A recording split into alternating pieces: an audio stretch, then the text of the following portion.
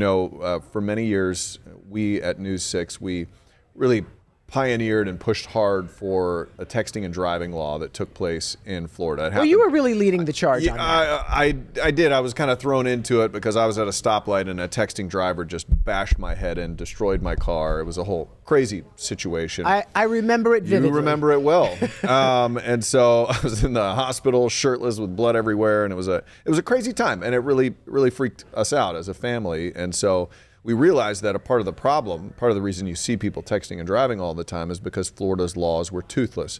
So we fought really hard. In 2019, they added a law that made it so police, this is revolutionary, could pull you over if you're texting and driving. But the law was still not great. And we kind of knew that at the time. We were hoping, they say with politics, you have to take small bites at the apple before you can just, really sink your teeth in there. So we got them to push this legislation forward, hoping that they would maybe continue to push it and add things. Well, they really haven't. And if you look at the numbers on how often they ticket somebody for texting and driving, they're minimal compared to how much people actually text and drive. And you see it all the time. Yeah, you do. You still see it a ton. No one is scared to text and drive in the state of Florida.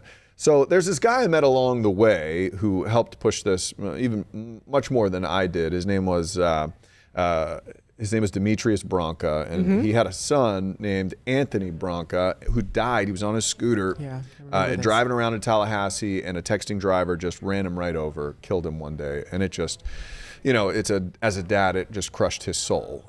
So today I saw that on USA Today, he did an op-ed writing about how distracted driving is a deadly choice, and so is the inaction of Florida lawmakers. Yeah, that had to be hard for him to put into words.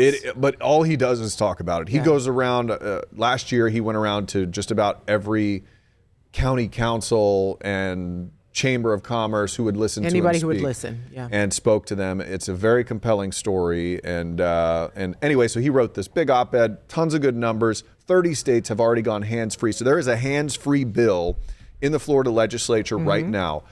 And if it can get through both chambers and the governor signs it, we could be a hands-free state. It's not a law a lot of people are talking about. It's not a sexy law. It doesn't have a lot of lobbyists taking lawmakers to dinner.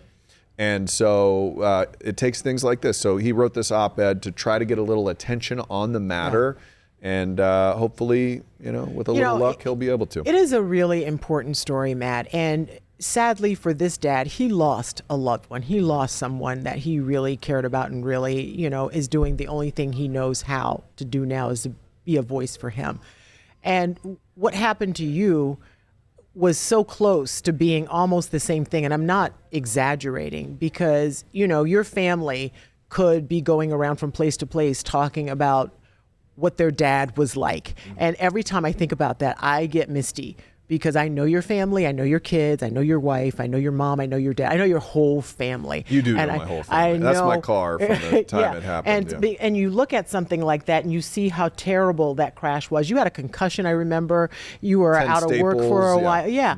And so thank God that your story ended differently, but also the bravery of that dad to continue to share and carry on his son's legacy because that's really all he has left. Yeah, he's on a mission, and I respect what he's doing. So we'll see. We'll cover this if the legislature actually has the gumption to push this forward, make Florida a hands-free state. Get gumption, guys. Or maybe not. Maybe it doesn't have the power. But a large percentage of Floridians would like to see drivers actually paying attention to the road and not have. We see it drives my husband crazy when he's like, hang up your phone. Your husband helped me get that law passed.